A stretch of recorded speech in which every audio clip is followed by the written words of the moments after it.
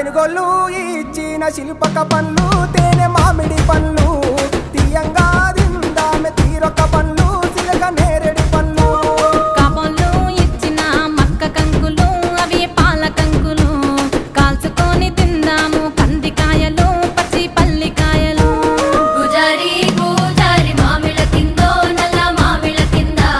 కుసుమరోళ్ళేసిన కుందన బొమ్మ అది కుందన బొమ్మ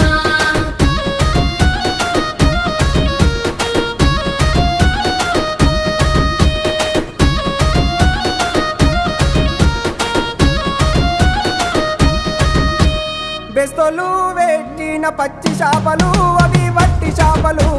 కమ్మంగా